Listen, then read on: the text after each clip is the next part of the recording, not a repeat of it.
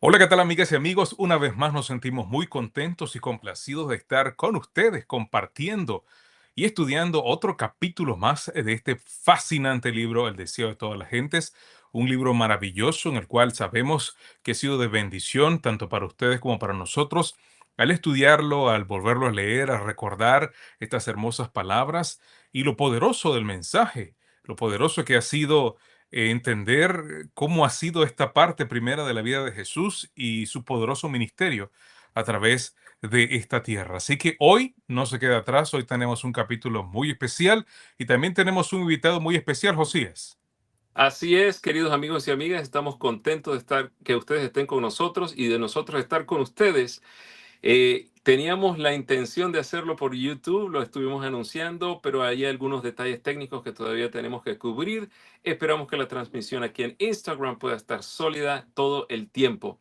Y pues nuevamente queremos darle la bienvenida a nuestro querido pastor Ernesto Illingworth, nuestro invitado especial de hoy, con un tema muy poderoso. Pero queremos conocerte un poco más, pastor. Cuéntanos un poco acerca de ti, cuéntanos dónde trabajas, familia, tus actividades. Háblanos sobre ti.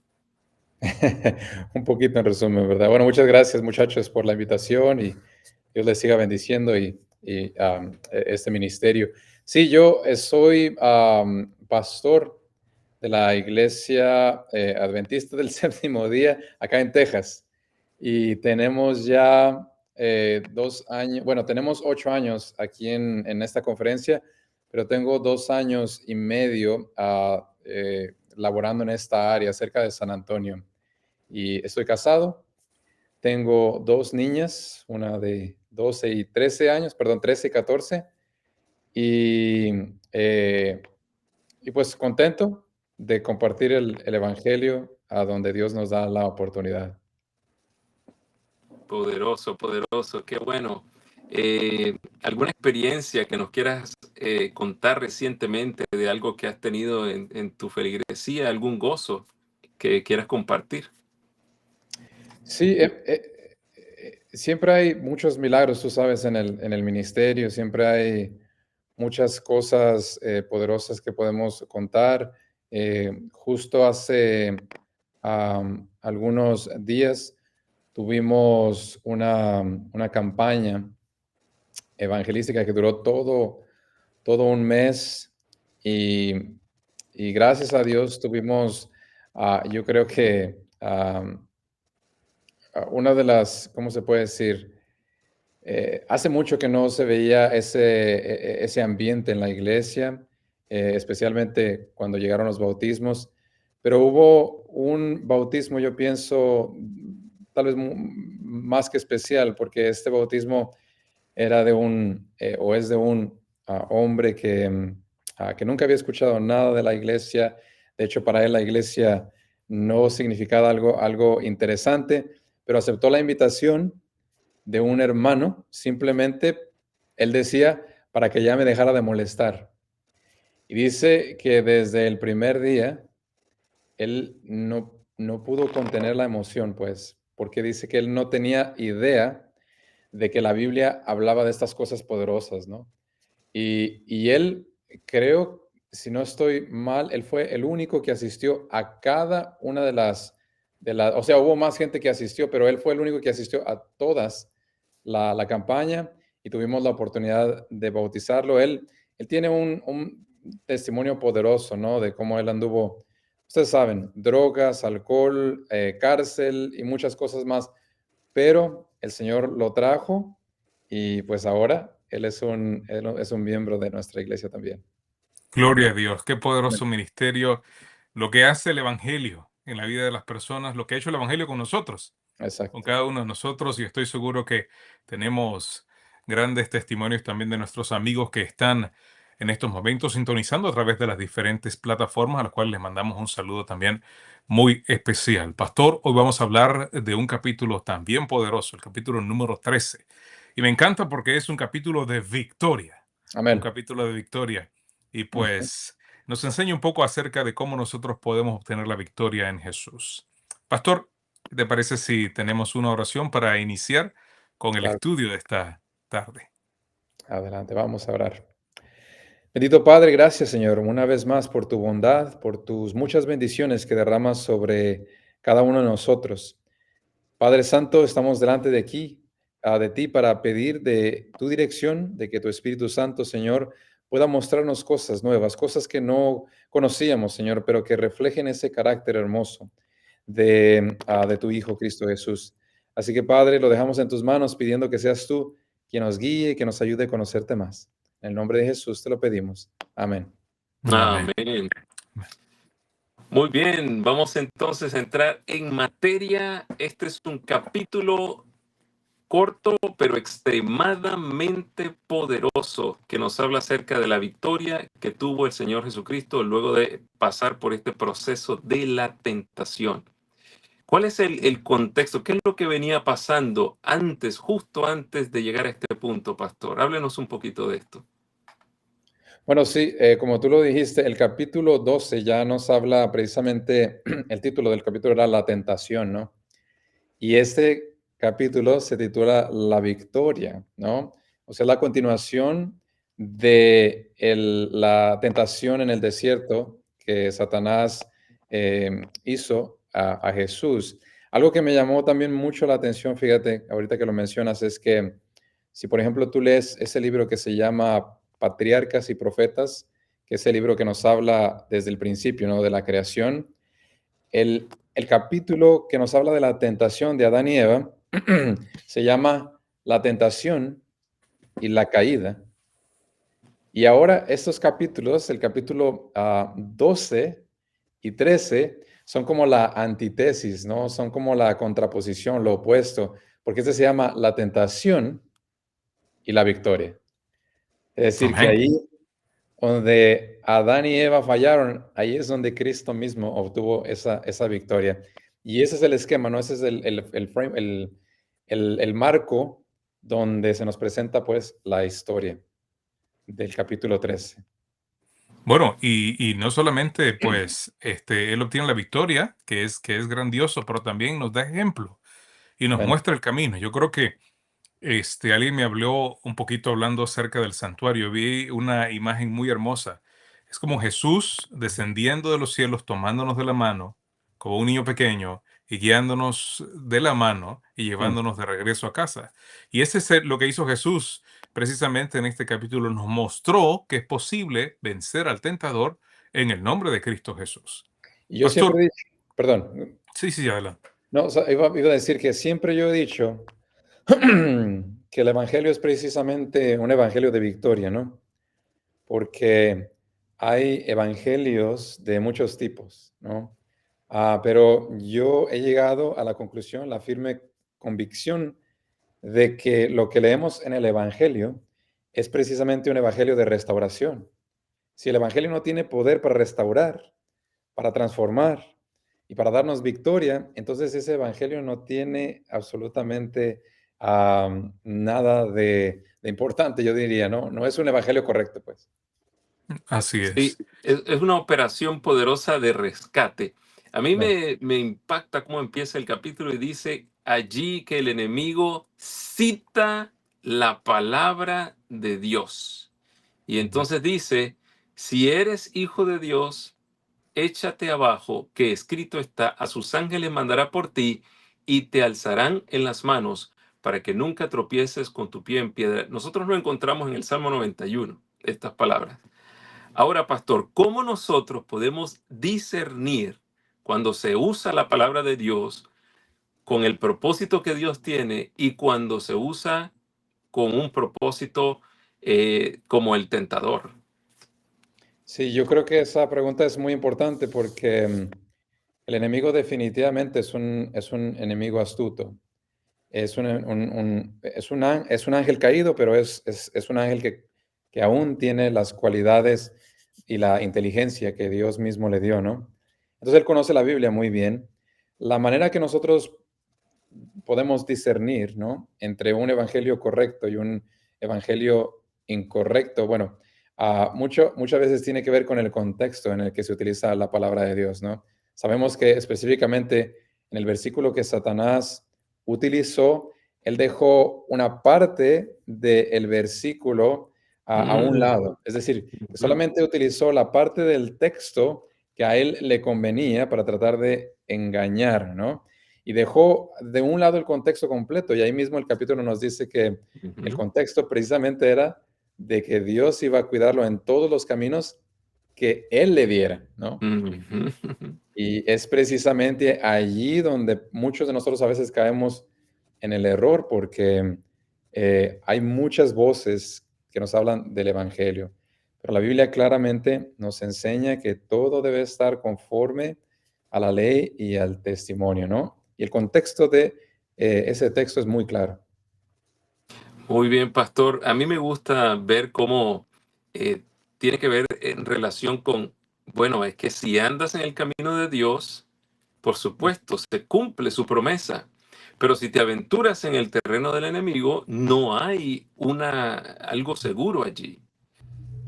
Las promesas de Dios pues tienen también condiciones y nosotros tenemos que andar por ese camino.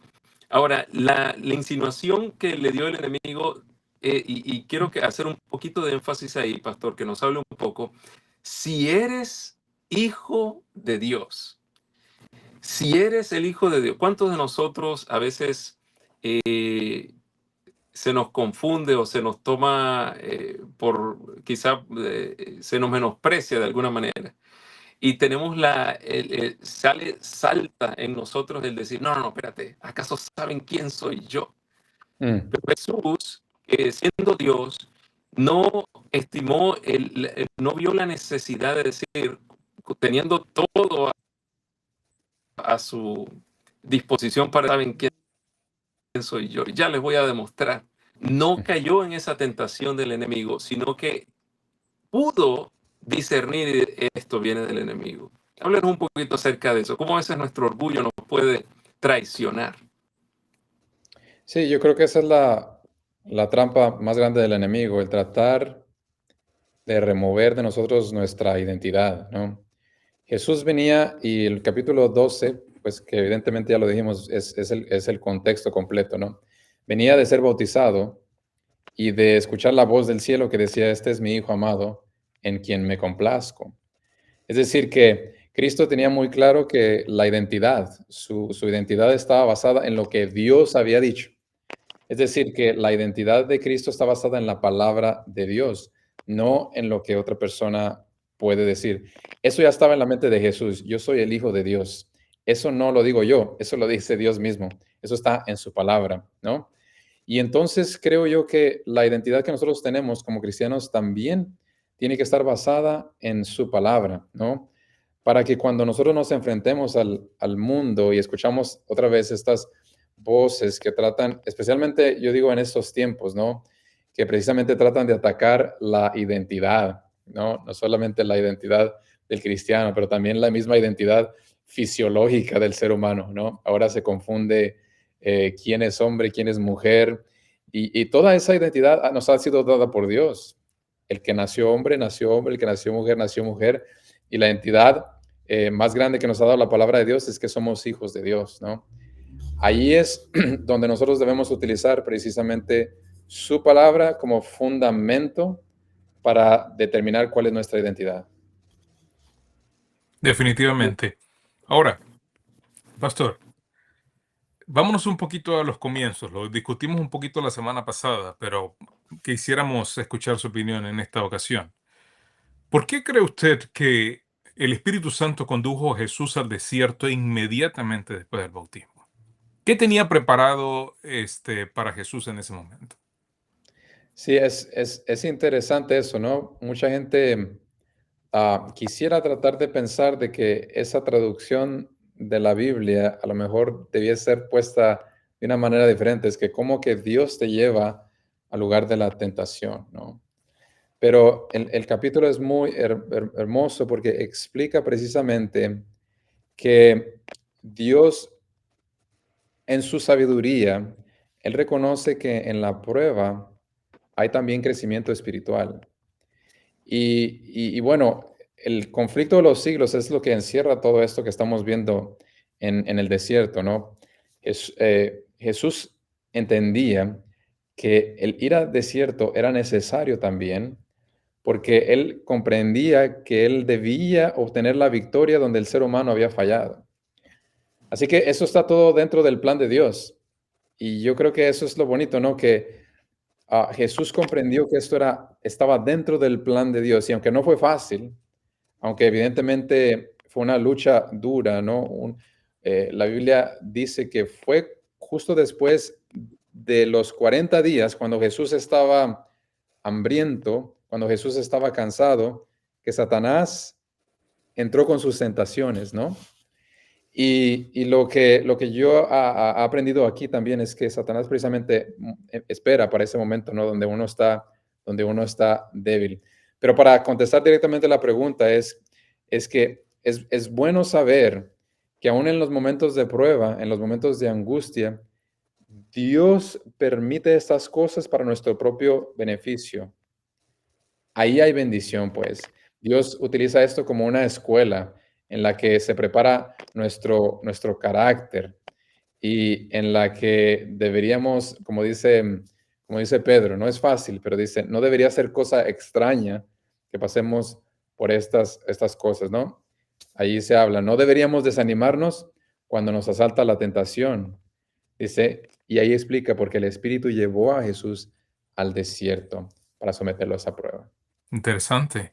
Ahora, el capítulo también habla de un poderoso mensaje y es la diferenciación entre lo que es la fe Mm, o lo que conocemos nosotros como la verdadera fe versus la presunción. exacto. La presunción nos lleva al pecado. Mm, Y a mí me llamó mucho la atención esto porque muchos de nosotros podemos decir, no, yo tengo fe en Jesús, yo tengo fe en Cristo, pero el que piensa está firme, mire que no caiga, dice la palabra de Dios. Pero la sierva del Señor escribe y el Espíritu Santo a través de ella muestra de que cuando nosotros somos presumidos, cuando nosotros tenemos presunción, mm, caemos en pecado. ¿Cómo es esto claro. posible? Sí, es interesante. Ella dice precisamente que la presunción es la falsificación de la fe, ¿no? Y yo lo veo como parte, digamos, del antiguo pacto y el nuevo pacto, ¿no? La fe está basada en las promesas de Dios, está basada en la palabra, en las promesas que Dios nos ha hecho. Nuestra fe, en otras palabras, es creer lo que Dios ha dicho que Él va a hacer, ¿no? La presunción está basada en nuestras propias ideas. Es decir, esto es lo que yo creo que Dios va a hacer por mí, cuando yo quiera y cuando yo lo diga. Eso es precisamente la distinción que la Biblia hace entre los dos pactos, ¿no? Una fe o el antiguo pacto que está basado en la idea del ser humano, en que yo soy el que va a obedecer, en el que yo tengo la fuerza, en el que yo dicto cómo se hace. Y la idea del nuevo pacto es la fe genuina que está basada en creer que no es como yo diga, sino es como Dios dijo. Ahí es que nuestra fe es realmente genuina, ¿no? Pero esto está constantemente, pues, en conflicto. Y Satanás es muy bueno para engañar la mente, ¿no? Y creer muchas veces que Dios debe actuar en nuestras propias condiciones y no en sus condiciones. Y definitivamente Adán y Eva cayeron por precisamente pensar, o muchos de nosotros hacemos lo mismo. A veces nosotros decimos, no, nuestros primeros padres, pero nosotros hacemos lo mismo. A veces pensamos, oh, porque Dios es amor, Dios es paz, Dios es benignidad, Dios me puede salvar, Dios me puede, y no tomamos en cuenta todo el proceso que Dios ha hecho para salvarnos, sino que confiamos en nuestras propias fuerzas, Exacto. lastimosamente. Eso es lo que, ¿verdad? Ese es el problema. Y yo hace poco hablaba precisamente con unos hermanos de eso. Cuando nosotros caemos en tentación o cuando caemos en las luchas, a veces nuestra mente tiene ya una predisposición y a veces creemos que Dios debe actuar en la manera que nosotros pensamos y creemos. Y cuando Dios no lo hace, entonces ahí es donde viene el desánimo, porque Dios no actúa conforme a lo que nosotros pensábamos, ¿no? Entonces, ese es el problema del ser humano, que queremos poner a Dios en una caja y esperamos que Dios actúe conforme a nuestras propias ideas. Pero ahí es donde debemos debemos ir más allá, pues, y entender que Dios es Dios y Él es sabio y Él sabe exactamente lo que tú necesitas en tu vida. Entonces, cuando las cosas no salgan como tú las esperabas, no es porque Dios no está actuando, es porque Dios está siendo Dios y Él va a actuar en el momento en el que sepa que es mejor, ¿no? Jesús lo entendió. Sí. Un Así detalle es. que empezando el capítulo está, y a mí me llama poderosamente la atención, mientras me lo comentaron, pero el hecho de que el tentador no puede obligarnos a caer, no puede obligarnos a pecar. Y eso es muy poderoso. Y dice ahí, no puede obligarnos a hacer lo malo, no puede dominar nuestra mente a menos que le entreguemos a su dirección. La voluntad debe consentir y la fe abandonar su confianza en Cristo. Yo creo que es muy reconfortante saber cómo nosotros tenemos la capacidad de tomar la decisión y que si nos aferramos a Cristo, no vamos a caer. Amén. Fíjate que eso es precisamente, yo creo firmemente que ese es el evangelio verdadero, el evangelio de la victoria, ¿no? Por eso me gusta tanto este capítulo, porque me ayuda a entender que aunque yo soy un ser caído, yo tengo acceso a la victoria si yo creo en Cristo Jesús y creo en su palabra. La Biblia dice en Romanos 3:23, por cuanto todos pecaron, están destituidos de la gloria de Dios. No dice por cuanto Adán pecó o por cuanto Eva pecó, están destituidos todos de la gloria de Dios. Es decir, que es mi pecado el que me ha destituido de la gloria de Dios. Es por mi decisión que yo caí en pecado. Quiere decir que la libertad, o sea, el libre albedrío, no fue violentado por el pecado. Aún tengo libertad, ¿no? Aún puedo decidir. Y aunque soy débil, la decisión es mía de aceptar esa fuerza que viene de Dios o aceptar las insinuaciones del enemigo. Y yo creo que en eso radica la victoria de Cristo Jesús, en que Él constantemente comprendió que su libertad no podía ser violentada y que Él podía decidir servirle a Dios libremente. Eso es, yo pienso, la justificación por la fe. El creer que Dios puede hacer por ti lo que es imposible para ti hacer en la carne, ¿no? Y evidentemente, cuando vemos la vida de Cristo, Cristo es como el clímax de la victoria. Y todo lo que Cristo hizo, somos nosotros capaces de hacer, no por presunción, pero porque dependiendo del poder de Dios, todo lo puedo en Cristo que me fortalece, ¿verdad? Eso es. Amén, amén, amén. Incluyendo vencer. Aquí un elemento interesante que dice que cuando Satanás no logra excitar la desconfianza, nos induce a la presunción. Y lo que me recuerda la experiencia de los cristianos y de la iglesia durante todos los tiempos. Si no te lleva a un extremo de quizá un fanatismo religioso sin el calor del amor divino, entonces te lleva al otro extremo a una secularidad y a un apartamiento completo y desconocimiento de Dios y de su voluntad. Y ahí es donde nosotros tenemos que tener cuidado. Es increíble, ¿no? Que Satanás siempre juega con esos extremos. Yo constantemente le digo a las personas, miren, muchos de nosotros queremos alinearnos con una ideología política, ¿no? Y decimos, somos conservadores, o otros dicen, no, somos los demócratas, ¿no? O los liberales o los conservadores, ¿no? Y como cristianos pensamos que nuestra mentalidad debe alinearse más con el conservador. A veces así pensamos, ¿no? Yo le digo, miren, la realidad es esta. La realidad es que nosotros no somos conservadores ni somos liberales. Nosotros somos cristianos. Porque la realidad es que a donde quiera que tú te vayas en estos dos extremos, vas a encontrar error, ¿no? Vas a encontrar opiniones de hombres. Pero el cristianismo, la vida de Cristo es el balance perfecto. Y si nosotros tenemos ese balance de Cristo, entonces no tenemos que preocuparnos por tener una ideología política determinada. Si nosotros nos preocupamos por seguir a Cristo, eso es realmente el verdadero reino. A ese reino nosotros pertenecemos, no al reino de este mundo, sino al reino de Cristo. Pero sí, esa dualidad, ¿no? Vamos a un extremo o a otro. Cristo es el perfecto balance. Así es. Hablamos esto la semana pasada también y me gustaría también que conversáramos un poquito acerca de ello. El poder que tiene la palabra de Dios y el recurso que Jesús utilizó para vencer la tentación, obtener la victoria a través de la palabra de Dios. ¿Por qué es tan importante para nosotros en nuestra vida diaria estar conectados con Dios y estudiar la palabra de Dios? Sí, evidentemente, porque la palabra de Dios es la fuente del poder, ¿no? Cuando Cristo habló en la creación, la Biblia dice que Dios dijo y fue hecho. Es decir, que el poder de la palabra tiene la capacidad de hacer lo que Dios quiere hacer. De lo único que depende eso, de que la palabra tenga poder, es de que nosotros permitamos ese poder. Es decir, que el poder la palabra, perdón, limita su poder por nuestra libertad. Dios dice, mira que te mando que te esfuerces y seas valiente.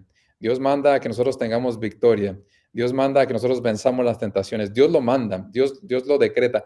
Pero Dios en su palabra lo limita a nuestra libertad. Dios no sobrepasa esa libertad, ¿no? Pero si nosotros permitimos y abrimos nuestro corazón, entonces esa palabra va a tener un poder ella misma dice omnipotente. Es decir, como nos adueñamos del poder omnipotente de Dios, porque permitimos que trabaje en nosotros.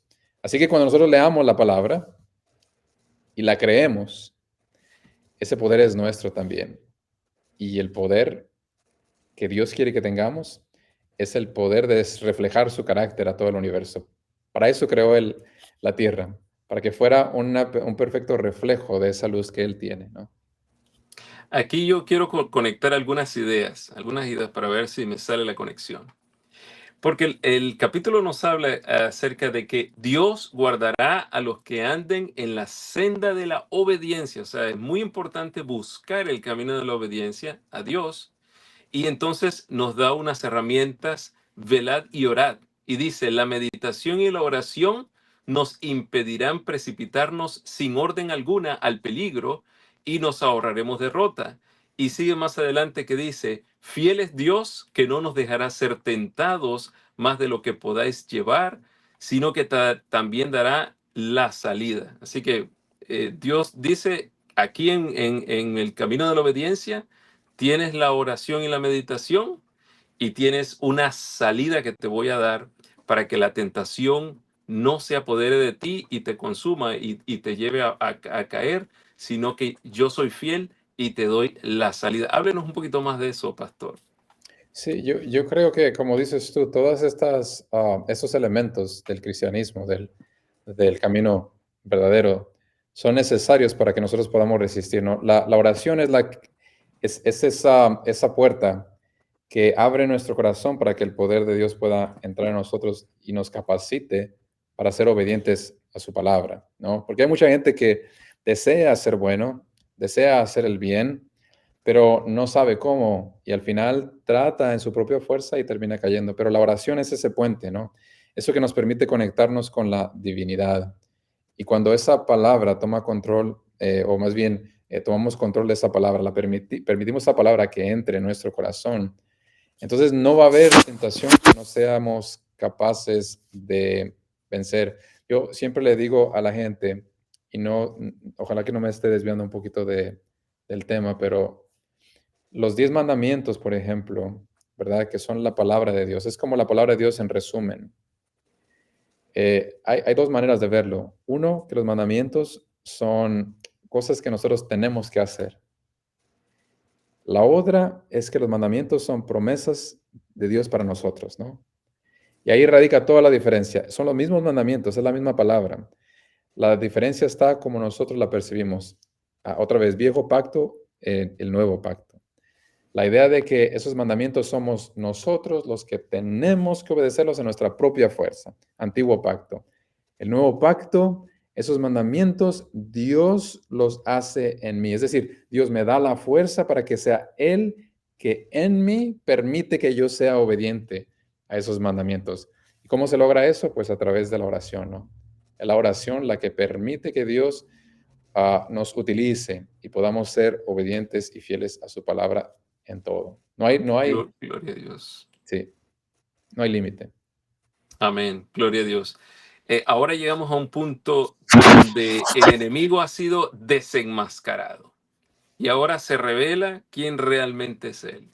Y ahora se presenta como el que tiene el poder de todas las cosas y en una vista panorámica le enseña al Señor todas las cosas de este mundo y le dice, te voy a dar todo esto porque esto fue lo que viniste a buscar al fin y al cabo. Si postrado me adorares.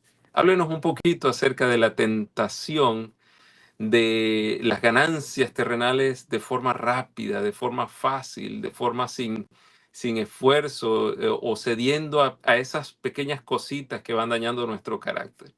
Sí, yo pienso todo esto puede resumirse en un versículo de la Biblia. En Primera de Juan 2:16 nos dice que todo lo que hay en el mundo precisamente tiene un llamado a los deseos de la carne, los deseos de los ojos y la vanagloria de la vida. Y dice ahí, no provienen del Padre, sino del mundo. Ese es precisamente lo que el mundo ofrece, ¿verdad? Los deseos de la carne, los deseos de los ojos y también la vanagloria. Eso es lo que Satanás sabe que atrae al ser humano, ¿no? Es como es parte de los deseos del ser caído. Entonces él sabe que aunque Cristo era el Hijo de Dios, Cristo vino con un cuerpo caído, pues, un cuerpo que tenía ya, ¿no? 4,000 años, ¿no? De haberse decaído por el pecado. Entonces Satanás sabe que él puede atacar a Cristo, puede tentarlo, ¿no? Y utiliza las mismas tentaciones que utiliza con nosotros y que ha sido muy exitoso. El mostrarle a través de los ojos una tentación que para Cristo fue muy fuerte, porque Cristo estaba en un momento de debilidad. Cristo no parecía el Hijo de Dios en ese momento. Por eso Satanás sabía precisamente que esa pregunta de si eres el Hijo de Dios, porque no pareces el Hijo de Dios. De hecho, ahí en el capítulo se nos dice que tal vez esto era precisamente para indicar que Satanás estaba volteando digamos, la tortilla, la moneda y diciendo, tal vez tú eres ese Satanás que cayó del cielo, tal vez tú eres ese ángel caído, ¿no? Entonces, ahora Cristo está en esa condición, ¿no? De debilidad. Y Satanás sabe que iba a ser muy, muy fuerte esa tentación. Y esa es la misma tentación que nos ofrece a nosotros. Cosas que nos atraen a los ojos, cosas que nos atraen a la carne, cosas con las que nos podemos vanagloriar, ¿no? Eso es algo que el ser humano difícilmente se resiste y son las luchas del ser humano diariamente. Así Eso es es. lo que nosotros batallamos, ¿no? Ahora, pastor, ¿realmente el enemigo era dueño de las cosas que le estaba presentando a Jesús como ofrecimiento si caía? Eso es una pregunta bien interesante, ¿no? Porque cuando Adán cayó, de alguna manera él otorgó el cetro a Satanás, ¿no? El libro de Romanos dice que nosotros nos volvemos esclavos de aquel a quien servimos. Entonces, de alguna manera, cuando Adán pecó, él otorgó su liderazgo a Satanás. Pero Adán solo era el vicerregente de la tierra. Había un dueño y señor de todo que es Cristo Jesús. Entonces, aunque en cierta manera Satanás tenía cierto liderazgo, cierto dominio, no tenía todo el dominio porque Dios todavía sigue siendo supremo Señor y Dios de toda la tierra. Y esta es la misma idea que Satanás presentó en el libro de Job, ¿no?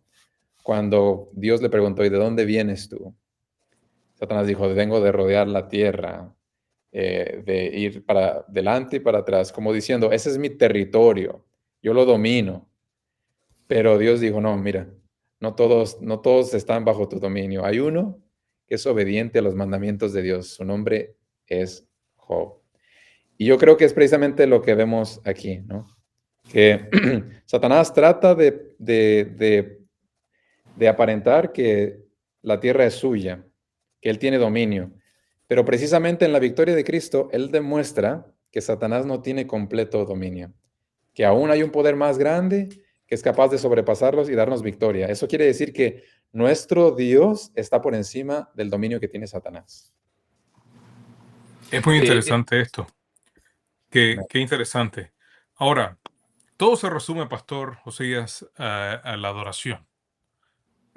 ¿A quién nosotros estamos adorando? Si es que nosotros incluso podríamos entonces poner, en vez de adorar a Dios, a nosotros mismos o a nuestro trabajo o a las cosas cotidianas. Yo estoy tratando de poner esto en una manera práctica para la iglesia hoy. Los hermanos, nuestros amigos que nos están escuchando en estos momentos. Tal vez digamos, no, pero yo estoy en iglesia y yo sirvo al Señor, pero ¿realmente es el Señor el número uno? ¿Realmente estoy poniendo a Jesús en primer lugar en mi vida? ¿Realmente estoy yo colocando todo a sus pies? Y recordemos de que por nosotros mismos es imposible que venzamos la tentación. De hecho, la palabra de Dios nos pide huir, salir corriendo y resistir, resistir al enemigo. Ahora, el capítulo concluye con algo muy especial, con la victoria de Jesús. ¿Por qué es tan importante esta victoria para su iglesia, pastor? Esta victoria precisamente representa, ah, no solamente para nosotros, pero para todo el universo, que las mismas luchas que Cristo tuvo, que Adán tuvo, son las mismas luchas que el ser humano ha experimentado y experimentará a través de todas las edades, ¿no? Hasta el tiempo del fin. Entonces, cuando nosotros miramos a Cristo, bueno, cuando nosotros miramos primero a Adán, a mucha gente se identifica con Adán, ¿no? Porque Adán es un ser caído, es un ser que peca. Pero ahora Cristo nos llama a que nos identifiquemos no con Adán, pero nos identifiquemos con Cristo. Para que en la misma manera que Cristo venció, nosotros podamos clamar el nombre de Dios y vencer en la misma manera que Él. Entonces, la victoria de Cristo es muy, muy importante, porque eso demuestra, otra vez, no solamente al ser humano, pero a todo el universo, que la ley de Dios puede ser obedecida en cualquier circunstancia. En las peores de las circunstancias, no hay excusa para caer, no hay.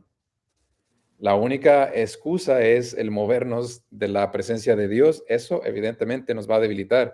Pero para el que quiere vencer, para el que tiene deseo de vencer, la vida de Cristo, especialmente en esa victoria en el desierto, nos demuestra que no hay tentación más grande que el ser humano no pueda vencer con Cristo Jesús. Así que eso es, yo digo, lo más importante que que nos puede llegar a nosotros como iglesia, ¿no? El ejemplo de Jesús.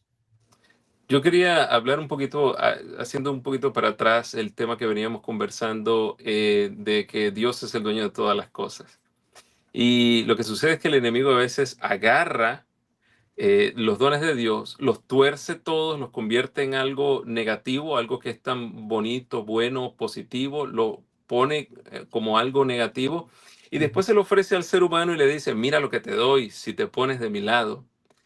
Pero no tenemos que dejarnos engañar. Dios es el dueño de todas las cosas, hasta aquellas cosas que el enemigo nos ofrece, claro, de forma torcida para hacernos caer en sus tentaciones. Dios lo tiene muy, muy superior y de una forma completamente abundante y que nos va a llenar de felicidad y de prosperidad. Así que cualquier cosa que el enemigo crea que te ofrece, ya sea dinero, fama, tú puedes llamarlo lo que tú quieras. Dios tiene, y en la Biblia es reiterado, Dios es el dueño del oro y de la plata. Dios tiene un nombre nuevo para ti, un nombre más elevado que cualquier nombre que podamos tener de fama aquí en esta tierra. Amén. Así que no importa lo que el enemigo nos ofrezca, Dios siempre tiene algo mejor. Amén. Y lo que Dios nos ha dado es suficiente. Satanás, como dices tú, trata de engañarnos y hacernos pensar de que Dios no nos ha dado todo, de que Dios ha retenido las bendiciones de nosotros, ¿no? Y desde el principio podemos ver eso. Cuando Satanás eh, tentó a Adán y a Eva, él les hizo creer que ellos no tenían algo, que Dios se había retenido eso, ¿no? Él les dijo, ustedes serán igual como Dios si comen de esa fruta. Lo que Adán y Eva perdieron de vista en ese momento es que la Biblia dice que Dios los hizo a su imagen y semejanza. Es decir, que Satanás les estaba ofreciendo algo que ellos ya tenían. Y Satanás es muy exitoso haciendo exactamente lo mismo. Trata de ofrecernos algo que Dios ya nos ha dado. Dios ya nos ha llenado de bendiciones. Dios nos ha dado la vida eterna. A nosotros como cristianos no nos falta nada, pero Satanás es muy astuto y nos hace pensar que nos falta algo, que Dios no nos ha dado todo. Y por eso cuando miramos las cosas de este mundo, nos agradan, pensando que quizás Dios ha retenido estas cosas. Quizás Dios no quiere darnos todo, ¿no? Y por eso eventualmente muchos de nosotros caemos en la tentación pensando, Dios ha sido egoísta conmigo, no me ha dado todo lo que he querido. Pero es verdad, Josías, al final, cuando nosotros vemos todo el panorama bíblico, podemos darnos cuenta que en su Hijo, en su redención, Dios nos ha dado todo lo que nosotros necesitamos. Hay una parte que me gusta ya llegando al final del capítulo y es que luego de pasar por la tentación y de ser vencedor, Jesús cae exhausto. Hay definitivamente un desgaste en la lucha contra el mal, pero vemos también que los ángeles fueron enviados Hmm. en su servicio. ¿Qué nos dice esto a nosotros de cuando nosotros estamos pasando por tentaciones, por pruebas, por luchas, de la provisión de Dios? Sí, hay también un texto que no recuerdo exactamente cómo dice, pero en resumido, en resumidas cuentas, dice que si fuese necesario, eh, Dios mandaría a toda su hueste angelical para ayudar a aquel que clama en el momento de la necesidad. Entonces, la razón por la que nosotros caemos no es porque Dios no tenga poder, sino porque nosotros no permitimos eso, ¿no? Pero aquí nos muestra que Dios tiene un límite para el poder de Satanás. Y Dios no va a permitir, como dice la palabra, y tú ya lo habías dicho, Josías, no va a permitir que seamos tentados más allá de lo que podamos resistir, ¿no? De hecho, el libro de Hebreos dice, no ha venido tentación que no sea humana. Es decir, que todas las tentaciones se pueden vencer. Pero el punto que yo creo que haces muy claramente es de que Dios no va a restringir ninguna ayuda que sea necesaria y que sea y que pueda ayudarnos a vencer en cualquiera de nuestras tentaciones, ¿no? Así que evidentemente Dios tiene un ejército alrededor.